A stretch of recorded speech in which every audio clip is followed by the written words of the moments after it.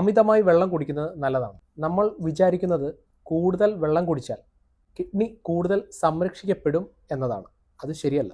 ആവശ്യത്തിലധികം, ഉദാഹരണത്തിന് 5 തൊട്ട് 6 ലിറ്റർ വെള്ളം നിർബന്ധമായി കുടിക്കുന്നത് ചിലർക്ക് ആരോഗ്യ പ്രശ്നങ്ങൾ ഉണ്ടാക്കിയേക്കാം.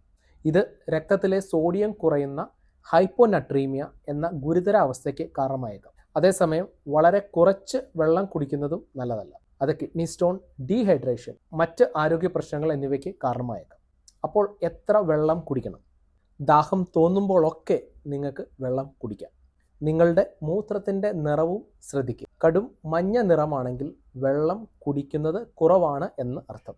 ഇളം മഞ്ഞ നിറമാണെങ്കിൽ ശരിയായ ജലാംശം ശരീരത്തിൽ ഉണ്ട് എന്ന് കണക്കാക്കാം. വെള്ളം പോലെ തീരെ നിറമില്ലെങ്കിൽ ആവശ്യത്തിലധികം വെള്ളം കുടിക്കുന്നതിന് സൂചനയായേക്കാം. അതുകൊണ്ട് നിങ്ങളുടെ ദാഹത്തിന് അനുസരിച്ച് ആവശ്യത്തിന് വെള്ളം കുടിക്കും.